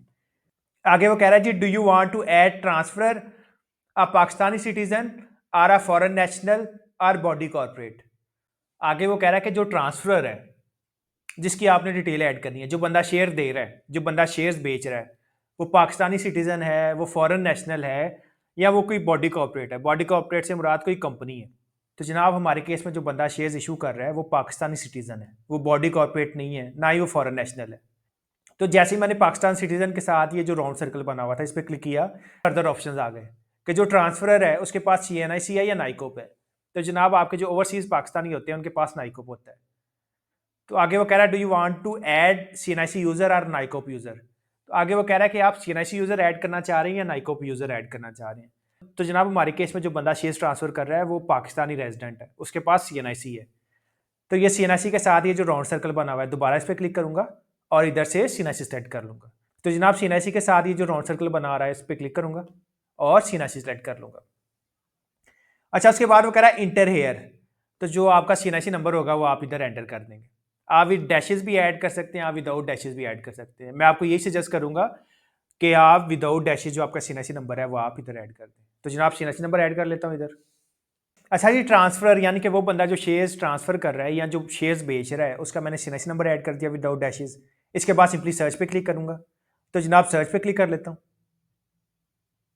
अच्छा, जैसे मैंने सर्च पे क्लिक किया, जो मेरा ट्रांसफर था उसकी डिटेल सिस्टम ने ऑटोमेटिकली उठा ली, और उसकी डिटेल सिस्टम ने इस वजह से उठा ली कि जो मेरा ट्रांसफर था, जो बंदा शेयर बेच रहा है, उस बंदे ने भी अपना साइन अप किया हुआ है SCCP लीव पे। तो आगे वो बता रहा है we have found a registered user against this CNIC in SCCP records, please fill the missing information below to continue with share transfer. तो आगे वो बता रहा है कि अबव मेंशन्ड CNIC के अगेंस्ट हमने यूजर फाइंड कर लिया है जो SCCP में ऑलरेडी रजिस्टर्ड है, और अगर कोई आपकी इन्फॉर्मेशन मिसिंग है, जो ट्रांसफर है उसकी कोई इन्फॉर्मेशन मिसिंग है तो काइंडली वो ऐड कर लें। तो जनाब जो हमारा ट्रांसफर है उसकी डिटेल आ गई, उसका फर्स्ट नेम आ गया, मिडिल नेम आ गया, लास्ट नेम आ गया। तो जो हमारा ट्रांसफर है उसका नेम सिस्टम ने ऑटोमेटिकली उठा लिया। आगे वो कह रहा है do you want to add transfer या Pakistani citizen or a foreign national or body corporate. आगे वो बता रहा है कि जो ट्रांसफरी है, जो बंदा शेयर परचेज कर रहा है, वो पाकिस्तानी सिटीजन है, वो फॉरेन नेशनल है या बॉडी कॉर्पोरेट है। तो जनाब हमारे केस में जो बंदा शेयर परचेज कर रहा है वो पाकिस्तानी सिटीजन है। तो पाकिस्तानी सिटीजन से पहले ये जो राउंड सर्कल आ रहा है सिंपली इस पर क्लिक करूंगा और इसे सेलेक्ट कर लूंगा। जैसे मैंने पाकिस्तानी सिटीजन सेलेक्ट कर लिया, वो कह रहा है कि do you want to add CNIC user और नाइकोप यूजर, कि जो पाकिस्तानी सिटीजन है, जो बाहर आपका पाकिस्तानी सिटीजन है उसके पास CNIC है या नाइकोप है, यानी कि वो पाकिस्तान में रह रहा है या बाहर रह रहा है। तो जनाब हमारे केस में जो बाहर है उसके पास CNIC है, तो CNIC पे क्लिक करूंगा। फर्दर नीचे चलता हूँ जी। फर्दर नीचे जाने के लिए आपके पास ये स्क्रॉल बार है, इसको पकड़ के भी आप नीचे जा सकते हैं और आप वैसे भी स्क्रॉल डाउन कर सकते हैं। तो जनाब इस स्क्रॉल बार को पकड़ के नीचे चलता हूँ जी। उसके बाद वो कह रहा है जी एंटर हेयर, तो ये जो बॉक्स बना हुआ है इधर ट्रांसफरी का जो बायर है उसका सीएनएसी नंबर ऐड कर दूंगा। इस सीएनएसी नंबर मैंने ऐड कर दिया, विद डैशेस भी आप ऐड कर सकते हैं, विदाउट डैशेस भी आप ऐड कर सकते हैं, लेकिन बेहतर है आप विदाउट डैशेस ऐड कर लें। जैसे मैंने सीएनएसी नंबर ऐड कर लिया, वो आगे कह रहा है जी सर्च, तो सिंपली सर्च पे क्लिक करूंगा। फर्दर नीचे चलता हूं जी स्क्रॉल बार को पकड़ के। अच्छा जी, जैसे मैंने सर्च पे क्लिक किया वो कह रहा है we have found our registered user against this CNAC in SSCP records, please fill the missing information below, continue with share transfer. अच्छा जी, आगे वो कह रहा है कि जो आपने अबव मेंशन सीएनएसी मेंशन किया उसका रिकॉर्ड एसएससीपी के रिकॉर्ड में आ रहा है, और जो मिसिंग इन्फॉर्मेशन है काइंडली वो कंप्लीट करें, और जो शेयर ट्रांसफर का प्रोसेस है उसको कंप्लीट करें। जो ट्रांसफरी है यानी कि जिस बंदे ने शेयर परचेज किया उसका नेम आ गया, first name, middle name, last name. Nationality, अब ये देखें नेशनैलिटी फिल नहीं है, और नेशनैलिटी के साथ ये देखें स्टार बना हुआ है, तो जिन ऑप्शंस के साथ स्टार बना हुआ है वो आपने लाजमी फिल करने हैं। अब नेशनैलिटी को सिलेक्ट करने के लिए नीचे ये देखें जी बॉक्स आ रहा है, और इस बॉक्स के साथ ये ड्रॉप डाउन बना हुआ है, ये आप एरो देख सकते हैं। तो जिन ऑप्शंस के साथ ड्रॉप डाउन बना हुआ है उनको सिलेक्ट करने के लिए आपको ये जो एरो बना हुआ है ड्रॉप डाउन का, इस पर क्लिक करना पड़ेगा और इसमें से रेलेवेंट फील्ड सेलेक्ट करनी पड़ेगी। तो जनाब इस ड्रॉप डाउन पे क्लिक करूंगा, तो जनाब इस बंदे का जब मैंने साइन अप किया था तो इसका हमने सिटीजनशिप स्टेटस रखा था पाकिस्तान, क्योंकि हमारा जो रजिस्ट्रेशन क्राइटेरिया था वो सीएनआईसी था। तो जैसे ही मैंने नेशनैलिटी के साथ ड्रॉप डाउन पे क्लिक किया मेरे पास पाकिस्तानी ऑटोमेटिकली अपीयर होना शुरू हो गया। तो जनाब इधर से पाकिस्तान सेलेक्ट कर लूंगा जी, पाकिस्तान ही मेरे पास ऑप्शन आ रहा था और पाकिस्तान ही मैंने सेलेक्ट कर लिया। उसके बाद आ रहा जी एड्रेस, कंट्री, कंट्री के साथ जी ये देखिए स्टार लगा हुआ है, ये भी लाजमी फिल करना है, प्रोविंस भी, डिस्ट्रिक्ट भी, सिटी भी। पोस्टल कोड के साथ स्टार नहीं लगा हुआ, तो पोस्टल कोड की डिटेल आप ना भी ऐड करें तो कोई मसला नहीं है जी। तो जनाब कंट्री सेलेक्ट करने के लिए जो ड्रॉप डाउन आ रहा है सिंपली इस पर क्लिक करूंगा। अच्छा, जैसे ही मैंने ड्रॉप डाउन पे क्लिक किया मेरे पास तमाम कंट्रीज की लिस्ट आ गई। आप ये साइड पे जो स्क्रॉल बार है इसको पकड़ के भी आप नीचे जा सकते हैं। इसके अलावा अगर पाकिस्तान का आप पी लिखें, आप फर्स्ट अल्फ़ाबेट लिखें, तो ये आपको पी वाली कंट्रीज की लिस्ट पे ले जाएगा। तो जनाब पी लिख लेता हूँ। अच्छा, जैसे मैंने पी लिखा ये देखें ये साइड बार ऑटोमेटिकली पी पे आ गई और मेरे पास पाकिस्तान आना शुरू हो गया। तो जनाब पाकिस्तान सेलेक्ट कर लूँगा, कंट्री मेरे पास पाकिस्तान आ गई। जैसे मैंने कंट्री सेलेक्ट किया प्रोविंस का जो ड्रॉप डाउन है वो भी अपीयर होना शुरू हो गया। तो जनाब ड्रॉप डाउन पे क्लिक करूँगा और हमारे केस में है जी पंजाब। तो ये जी स्क्रॉल बार को पकड़ के नीचे चलता हूँ जी और इधर से पंजाब सेलेक्ट कर लूँगा।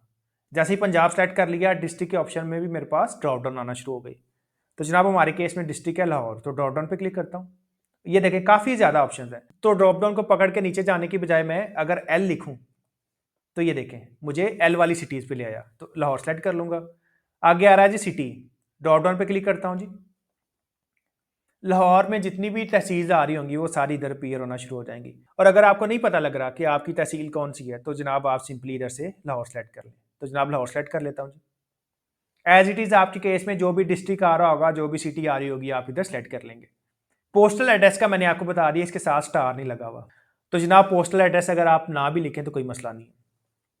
एड्रेस लाइन इसके साथ स्टार लगा हुआ है और ये आपने लाजमी फिल करनी है। और ये देखें नीचे काफ़ी बड़ा बॉक्स आ रहा है, तो इस बॉक्स में आपने अपना कंप्लीट एड्रेस मेंशन कर देना है। House number, street number, society name, मोहल्ला name, area name, whatsoever. City का नेम पहले ही आ रहा है लाहौर, तो लाहौर से पहले जो कुछ आ रहा है house number, street number, society name, block name, whatsoever, सारा एड्रेस आप इधर मेंशन कर देंगे। तो जनाब एड्रेस लाइन के नीचे ये जो बॉक्स आ रहा है इधर क्लिक करूंगा और मेरा जो कंप्लीट एड्रेस है वो इधर मेंशन कर दूंगा। तो अपना एड्रेस लिख लेता हूँ जी। अच्छा जी, मेरा कंप्लीट एड्रेस आ गया। उसके बाद फर्दर नीचे चलता हूँ जी। उसके बाद वो कह रहा है detail of shares, kind of shares, आपके शेयर्स की काइंड क्या है, ऑर्डिनरी है, प्रेफरेंस शेयर्स हैं, व्हाट्सएवर। तो जनाब हमारे केस में मैंने आपको पहले बताया था कि जो काइंड ऑफ शेयर्स हैं वो ऑर्डिनरी ही आएंगे। 99.999% के कंपनीज के केस में ये ऑर्डिनरी ही आएगा। तो काइंड ऑफ शेयर के साथ ये देखें ड्रॉप डाउन बना हुआ है। तो आपको पता है जहां भी ड्रॉप डाउन का ऑप्शन आ रहा होगा वो आपको कुछ ऑप्शन सेलेक्ट करने की चॉइस देगा। तो जनाब ड्रॉप डाउन पे क्लिक करूंगा तो ये मेरे केस में पहले ही ऑर्डिनरी आ रहा है, क्योंकि जब कंपनी बनी थी तो इस बंदे को हमने ऑर्डिनरी शेयर्स इशू किए थे। तो जनाब ऑर्डिनरी सेलेक्ट कर लूंगा इधर से। क्लास ऑफ शेयर्स ये भी मेरी ऑर्डिनरी आएगी, ड्रॉप डाउन पे क्लिक करूंगा और इधर से ऑर्डिनरी सेलेक्ट कर लूंगा। नंबर ऑफ शेयर्स ट्रांसफर्ड, तो जनाब जो मिस्टर ABC था इसके नाम पे 750 शेयर्स थे, तो ये मैंने 750 ऐड कर दिए क्योंकि 750 ही नए बंदे को जा रहे हैं। फेस वैल्यू पर शेयर, तो जनाब हमारे केस में शेयर की फेस वैल्यू थी 10 रुपये, तो ड्रॉप डाउन पे क्लिक करूंगा और इधर 10 ही आ रहा होगा, तो ड्रॉप डाउन पे क्लिक करता हूँ। ये देखें 10 रुपये आ रहा है, तो 10 पे क्लिक कर लूंगा। Kind of shares, class of shares ordinary आ गया। नंबर ऑफ शेयर्स ट्रांसफर 750 थे। फेस वैल्यू पर शेयर, हर शेयर की जो वैल्यू थी वो 10 रुपये थी, जिसको आप नॉमिनल वैल्यू भी कहते हैं। डेट ऑफ ट्रांसफ़र, किस डेट को शेयर ट्रांसफ़र हो रहे हैं। और ये जो आपके पास बॉक्स आ रहा है इसके साथ ही कैलेंडर बना हुआ है, ये देखें जी। तो सिंपली इस कैलेंडर पे क्लिक करूँगा। अच्छा, जैसे ही मैंने इस कैलेंडर पे क्लिक किया वो मुझे कह रहा है कि एक डेट सेलेक्ट करें।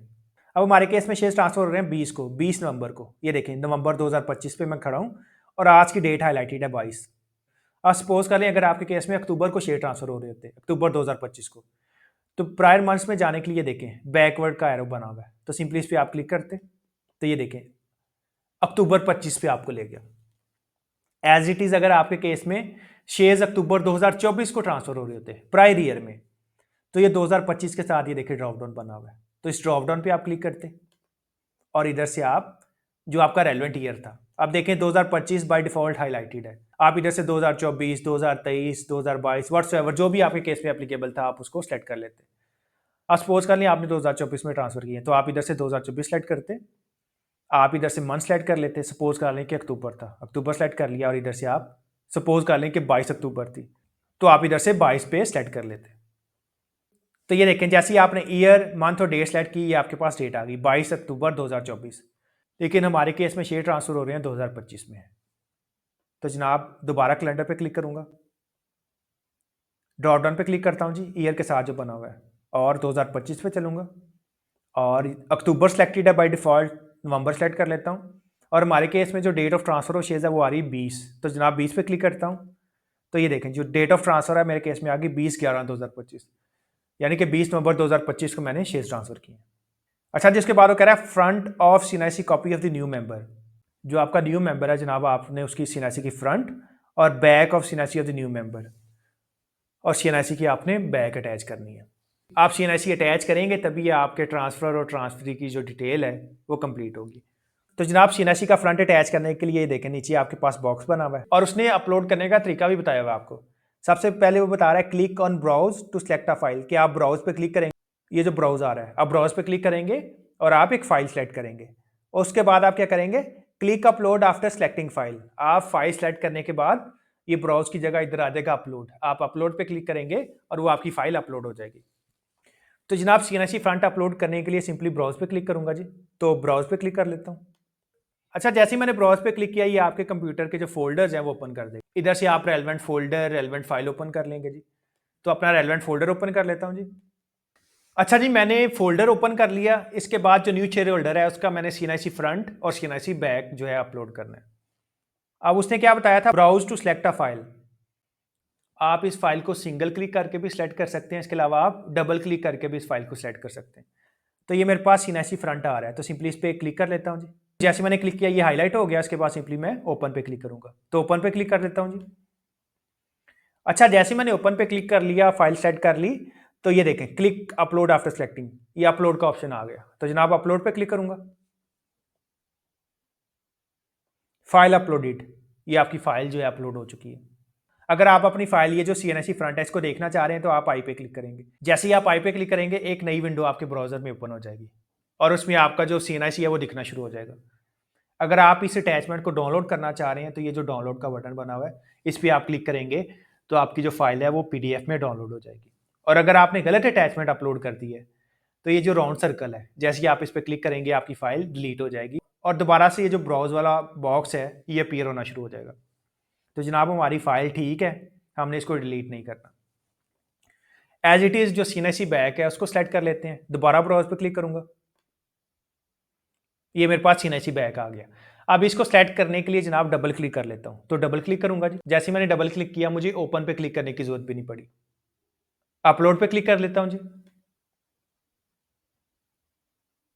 File uploaded. अगर आप देखना चाह रहे हैं आपकी फाइल ठीक है तो आई पे क्लिक कर लें, तो आई पे क्लिक कर लेता हूं जी। तो जैसे मैंने आई पे क्लिक किया ये देखें जी मेरा जो सीएनआईसी फ्रंट था नई विंडो में ओपन हो गया। तो जी मैंने देख लिया मेरी अटैचमेंट ठीक है, तो क्लोज पे क्लिक कर लेता हूं जी। ट्रांसफर, ट्रांसफरी और जो नंबर ऑफ शेयर ट्रांसफर्ड है उनकी डिटेल मैंने चेक कर लिया जी, सारी डिटेल्स मैंने ऐड कर दी और डिटेल एक्यूरेट है। इसके बाद मैं ऊपर चलूंगा जी, स्क्रॉल बार को पकड़ के भी आप ऊपर जा सकते हैं और आप वैसे भी स्क्रॉल अप कर सकते हैं जी। तो स्क्रॉल अप कर लेता हूं जी।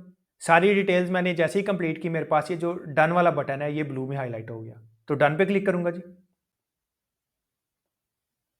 जैसे ही मैंने डन पे क्लिक किया, ये देखें जी, शेयर्स असाइंड, ट्रांसफर और ट्रांसफरी की डिटेल ऑटोमेटिकली अपीयर होना शुरू हो गई जी। आगे वो कह रहा है जी, shares transfer to new individuals can not be deleted if they are engaged in subsequent transactions. आगे वो कह रहा है कि जो शेयर्स आपने साइन किए न्यू मेंबर को, अगर वो सब्सीक्वेंट ट्रांजैक्शंस में एंगेज है तो डिलीट नहीं हो सकते, तो इसको आप इग्नोर करें। जैसे ही आपका शेयर ट्रांसफर का प्रोसेस कंप्लीट हो जाएगा तो न्यू मेंबर जो है वो किसी और बंदे को भी शेयर दे सकता है जी। तो जनाब फर्दर नीचे चलता हूँ जी। फर्दर नीचे जाने के लिए साइड पे आपके पास स्क्रॉल बार है, इसको पकड़ के भी आप नीचे जा सकते हैं और आप वैसे भी स्क्रॉल डाउन कर सकते हैं। तो जनाब इस स्क्रॉल बार को पकड़ के नीचे चलता हूँ जी। शेयर्स असाइंड, ट्रांसफर की कंप्लीट डिटेल आ गई, ट्रांसफर की कंप्लीट डिटेल आ गई। ट्रांसफर का नेम, जो बंदा शेयर बेच रहा है उसका नेम आ गया, उसका सीएनसी नंबर आ गया। जो बंदा शेयर परचेज कर रहा है उसका नेम आ गया, उसका सीएनसी नंबर आ गया, नेशनैलिटी आ गई जी पाकिस्तानी, और उसका कंप्लीट एड्रेस आ गया। डेट ऑफ ट्रांसफर, किस डेट को शेयर ट्रांसफर हो रहे हैं, तो जनाब डेट हमने सेलेक्ट की थी कैलेंडर पे क्लिक करके 20/11/2025, यानी कि 20 नवंबर 2025। उसके बाद आ रहा है जी काइंड ऑफ शेयर्स, ऑर्डिनरी है, क्लास ऑफ शेयर्स ये भी ऑर्डिनरी है, नंबर ऑफ शेयर्स 750 ट्रांसफर हो रहे हैं। तो जनाब मेरी ट्रांसफर और ट्रांसफरी की डिटेल ऐड हो चुकी है इधर कंप्लीटली। इसके अलावा अगर आपको लगता है कि कोई इन्फॉर्मेशन गलत है तो जैसे ही आप पेंसिल पे क्लिक करेंगे तो ये दोबारा आपको ऐड ट्रांसफर ऑफ शेयर्स वाली डिटेल पे ले जाएगा। और अगर आप इस डिटेल को डिलीट करना चाह रहे हैं, आपका ट्रांसफर या ट्रांसफरी गलत है, तो जनाब ये रेड वाले सर्कल पे क्लिक करेंगे तो आपकी ये जो शेयर ट्रांसफर वाली डिटेल है ये सारी खत्म हो जाएगी और इधर दोबारा plus add transfer of shares वाला जो बॉक्स है वो अपीयर होना शुरू हो जाएगा। तो जनाब हमारे केस में transfer, transferee, date of transfer और number of shares to be transferred की डिटेल बिल्कुल एक्यूरेट है, तो हम इसको डिलीट नहीं करेंगे या इसको हम एडिट नहीं करेंगे। फर्दर नीचे चलता हूँ जी। अच्छा जी, इसके अलावा अगर आप फर्दर शेयर्स ट्रांसफर करना चाह रहे हैं, मतलब कि एक बंदे ने सारे शेयर्स ट्रांसफर कर दिए, दूसरा कंपनी का जो दूसरा मेंबर है वो भी कुछ शेयर्स ट्रांसफर करना चाह रहा है, तो ये नीचे आपके पास ऑप्शन आ रहा है ट्रांसफर ऑफ शेयर्स। तो दोबारा नीचे आ रहा है जी plus click here to add transfer of shares, तो दोबारा आप इस पर क्लिक करेंगे। जो सेकंड शेयर होल्डर है अगर वो किसी और को शेयर ट्रांसफर करना चाह रहा है तो उसकी डिटेल आ जाएगी ट्रांसफर की, एज इट इज ट्रांसफरी की डिटेल आ जाएगी, नंबर ऑफ शेयर्स ट्रांसफर्ड उसकी डिटेल आप ऐड करेंगे, सीएनसी अटैच करेंगे और दोबारा ये डन वाला ऑप्शन जो है आपके पास ब्लू में हाईलाइटेड होना शुरू हो जाएगा जैसे ही आप पूरी डिटेल ऐड कर लेंगे। तो जनाब हमारे केस में एक ही बंदा शेयर ट्रांसफर कर रहा था, उसकी हमने डिटेल ऐड कर दी, तो क्लोज पे क्लिक करूंगा तो ट्रांसफर ऑफ शेयर्स ऊपर हमारा कंप्लीट हो चुका है। अच्छा जी, उसके बाद वो कह रहा है affidavit on stamp paper confirming the correctness of the contents contained. अच्छा जी, जो एफिडेविट हमने लेना है ऑन स्टैम्प पेपर, जिसमें जो ऑथराइज ऑफिसर है वो अंडरटेक करेगा कि जो भी कंटेंट है एफिडेविट के वो ट्रू एंड फेयर है, वो मैं आपको दिखा भी चुका हूँ। उसको आपने लेना है 300 वाले स्टैम्प पेपर पे, उसको आपने स्कैन कर लेना है, साइन कर लेने हैं, 2 विटनेसेस आ जाएंगे और उसको आपने इधर अपलोड कर लेना है। एज इट इज़ फाइल को सिलेक्ट करने के लिए देखें जी नीचे बॉक्स आ रहा है और इधर ब्राउज का ऑप्शन बना हुआ है, तो ब्राउज पे क्लिक करूंगा और इधर जो मेरा एफिडेविट आ रहा है जनाब उस एफिडेविट को सिलेक्ट कर लूंगा, डबल क्लिक कर लेता हूं जी। तो ये मेरा एफिडेविट अपलोड हो गया, ये देखें जी फाइल अपलोडेड। अगर मैंने इस एफिडेविट को देखना है तो ये देखें जी ये बुक बनी हुई है, जैसे ही मैं बुक पे क्लिक करूंगा एक नई विंडो ओपन हो जाएगी। डाउनलोड करना चाह रहा हूं तो ये डाउनलोड का बटन आ रहा है, डिलीट करना चाह रहा हूं तो ये देखें जी रेड में राउंड सर्कल आ रहा है। और अगर मैंने अटैचमेंट चेंज करनी है तो पेंसिल पे क्लिक करूंगा तो वापस से ये मुझे मेरे कंप्यूटर के फोल्डर्स पे ले जाएगा और मैं वहां से कोई भी अटैचमेंट्स देख सकूंगा। तो जी मैं आपको एफिडेविट दिखा भी देता हूँ एक। अच्छा जी, ये मेरे पास एक एफिडेविट है जी, ये देखें ई स्टैम्प, और ये पंजाब से इशू हुआ है और पंजाब वाला जो आपका एफिडेविट है वो इस फॉर्मेट पे होगा, आईडी आ रही होगी, टाइप, लोड डिनोमिनेशन, अमाउंट 300, ये 300 वैल्यू वाला स्टैम्प पेपर है और 300 वाला ही लेना है अगर आप पंजाब में है, क्योंकि पंजाब में जो आप अंडरटेकिंग दे रहे होते हैं वो 300 वाले स्टैम्प पेपर पे चलती है। डिस्क्रिप्शन आ जाएगी एप्लीकेंट, एप्लीकेंट में आपका ऑथराइज ऑफिसर आ रहा होगा, ये एफिडेविट आपने ऑथराइज ऑफिसर के नेम पे इशू करवाना है। जो ऑथराइज ऑफिसर होगा उसका नेम आ जाएगा, उसका सीएनसी नंबर आ रहा होगा, उसका फादर नेम आ जाएगा, एजेंट, एजेंट से मुराद वो बंदा है जो एफिडेविट इशू कर रहा है, उसका नेम, उसका सीएनसी आ गया, एड्रेस आ गया, इशू डेट, ये एफिडेविट किस डेट का इशू है, तो ये हो रहा है जी 13 नवंबर 2025 को। ओथ कमिश्नर की स्टैंप आ जाएगी जी। फर्दर नीचे चलता हूँ तो ये जनाब आपकी शेयर ट्रांसफर की अंडरटेकिंग आ जाएगी, एफिडेविट, और ये मैंने आपको बताया था जो ऑथराइज ऑफिसर है उसका नेम आ गया, उसका सीएनसी आ गया, in my capacity as the authorise officer slash CEO slash director, ये बंदा जो है ऑथराइज ऑफिसर भी है, सीईओ भी है, डायरेक्टर भी है, कंपनी का नेम आ गया और आगे सारा जो शेयर ट्रांसफर है उसका मैटर आ जाएगा जी। आगे बता रहा है कि जो एक शेयर होल्डर है वो अपनी पोजीशन ऑफ डायरेक्टरशिप से रिजाइन कर रहा है और अपने शेयर ट्रांसफर कर रहा है 2 बंदों को। एक ही बंदा 2 बंदों को शेयर ट्रांसफर कर रहा है, उसकी डिटेल आ गई। फर्दर नीचे चलता हूँ जी। आगे जो आपका ऑथराइज ऑफिसर है वो फॉर्म 3 की करेक्टनेस को अंडरटेक कर रहा है, वेरीफाई कर रहा है कि जो भी उसने इन्फॉर्मेशन प्रोवाइड की वो ट्रू एंड फेयर है। डेपोनेंट जो ऑथराइज ऑफिसर है उसके सिग्नेचर आ जाएंगे, विटनेस के सिग्नेचर आ जाएंगे और एक और विटनेस आ जाएगा। 2 विटनेस आपने ऐड करने हैं जी। तो जनाब इस एफिडेविट को अपलोड कर लूंगा जी। एफिडेविट को अपलोड करने के लिए जनाब इसको क्लोज करूंगा और वापस चलूंगा जी लीव के पोर्टल पे। तो जनाब ये एफिडेविट मैं अपलोड कर चुका हूं पहले से ही। फर्दर नीचे चलता हूं जी। उसके बाद आ रहा है जी order in case transfer of shares is due to succession slash operation of law. Succession इस केस में आती है कि अगर बंदे की डेथ हो जाए। सपोज कर लें एक शेयर होल्डर था, उसकी डेथ हो गई। अब उसके जो सक्सेसर्स हैं, उसके जो बीवी बच्चे हैं, अब वो या तो कोर्ट से सक्सेशन सर्टिफिकेट लेंगे या वो नादरा में अप्लाई करेंगे सक्सेशन सर्टिफिकेट के लिए।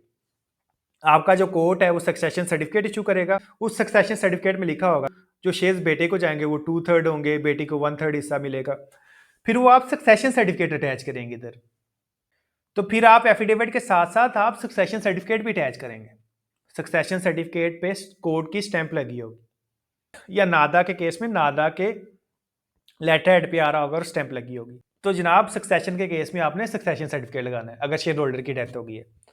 ऑपरेशन ऑफ लॉ में ये भी हो सकता है ना कि वो बंदा डिफॉल्ट कर गया है, वो बंदा अपना लोन देने में डिफॉल्ट कर गया है और कोर्ट ने इसको सॉल्वेंट डिक्लेयर कर दिया है कि इस बंदे के पास कुछ नहीं है और इस बंदे के नाम पे जो कुछ भी प्रॉपर्टी है वो कोर्ट ने कहा है जी बेचो और अपना लोन ले लो। तो ऑपरेशन ऑफ लॉ में अगर किसी बंदे ने इस शेयर होल्डर से पैसे लेने हैं, वो बंदा कोर्ट में जाएगा, कोर्ट ने कहा जी इसके एसेट्स बेच दो और इससे पैसे ले लो। तो इस केस में कोर्ट ऑर्डर कर देगा जनाब इस कंपनी में इसके जो शेयर्स हैं वो इस बंदे को दे दें। तो इस केस में शेयर ट्रांसफर हो जाएंगे बाय ऑपरेशन ऑफ लॉ और जो कोर्ट ऑर्डर होगा वो आप अटैच करेंगे ब्राउज ऑप्शन के जरिए। CDS statement of transfer of shares, CDC company का नाम है जी, सेंट्रल डिपॉजिटरी कंपनी, और सीडीएस एक सिस्टम है सीडीसी का। तो ऐसी तमाम कंपनीज जो मार्च 3 2025 के बाद बनी है उनके शेयर ट्रांसफर होंगे सबसे पहले सीडीसी में। सीडीसी का जो सिस्टम है सेंट्रल डिपॉजिटरी सिस्टम सीडीएस, उसके बाद आप सीडीएस की रिपोर्ट अटैच करेंगे इधर। सीडीएस की स्टॉक मूवमेंट रिपोर्ट जो है वो आप इधर अटैच करेंगे। सीडीएस की स्टेटमेंट आप अटैच करेंगे तभी आपके शेयर ट्रांसफर होंगे। तो जनाब ये हमारी कंपनी बनी है मार्च 3 2025 से बहुत पहले, तो इस केस में CDS statement of transfer of shares ये नहीं आएगी। तो ये देखें सिर्फ एफिडेविट वाले ऑप्शन के साथ स्टार लगा हुआ है, मतलब ये अटैचमेंट आपने लाजमी लगानी है कि एफिडेविट वाली अटैचमेंट लगेगी, चाहे आपकी कंपनी मार्च 3 2025 से पहले बनी है या बाद में बनी है। सक्सेशन या ऑपरेशन ऑफ लॉ के केस में आपको सक्सेशन सर्टिफिकेट या कोर्ट ऑर्डर लगाना पड़ेगा, वो हमारे केस में नहीं है जी। CDS statement of transfer of shares, CDS statement का मैं आपको बता चुका हूं कि ऐसी कंपनीज के केस में लगे कि जो मार्च 3 2025 के बाद बनी है। तो जनाब हमारे केस में कंपनी मार्च 3 2025 से पहले बनी हुई है तो ये सीडीएस स्टेटमेंट भी नहीं आएगी। फर्दर नीचे चलता हूं जी।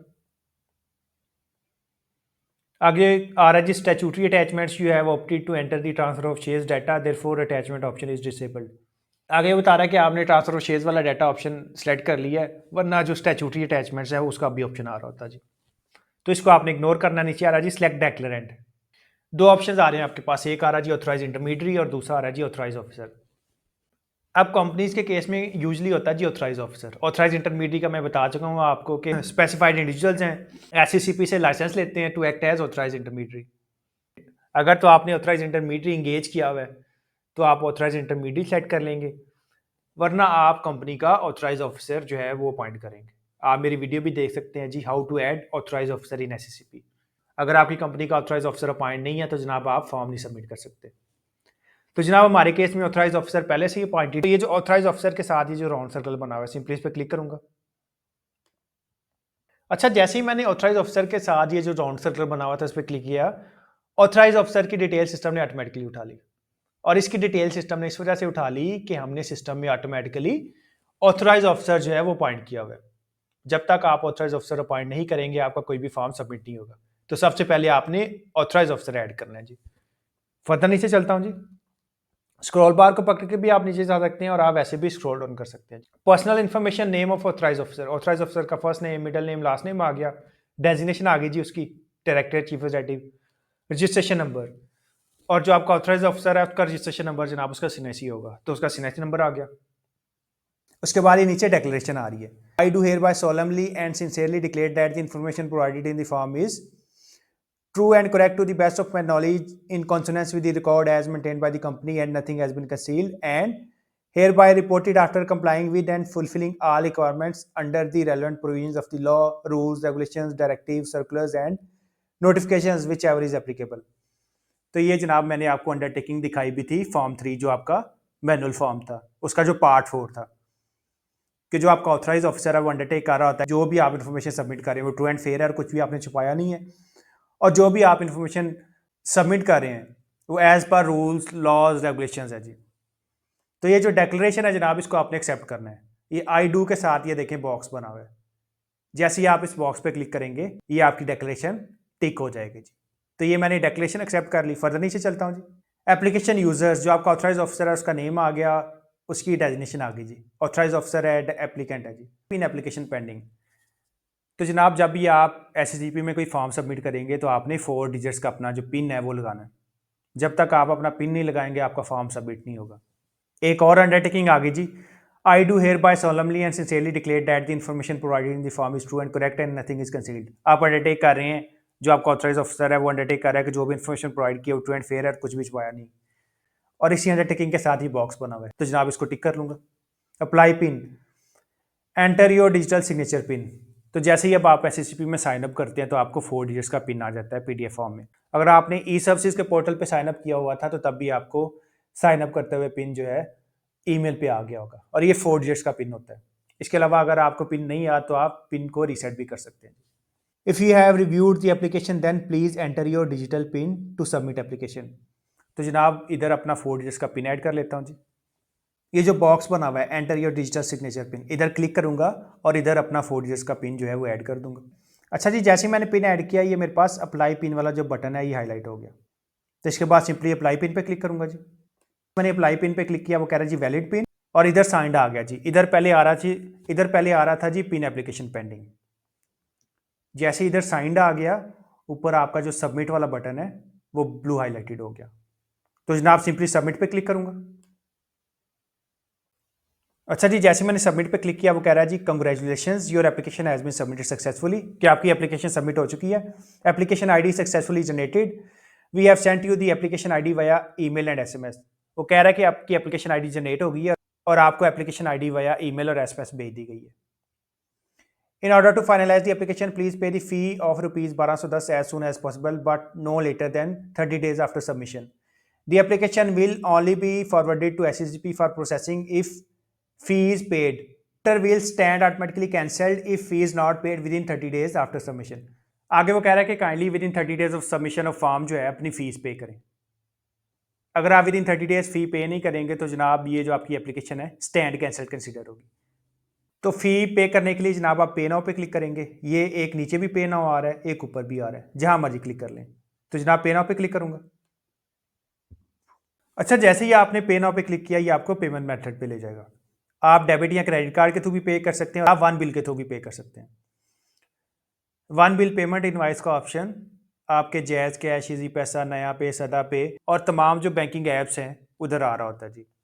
अगर तो आपने डेबिट या क्रेडिट कार्ड के थ्रू पेमेंट करनी है तो सिंपली आप डेबिट या क्रेडिट कार्ड वाले ऑप्शन पे क्लिक करेंगे।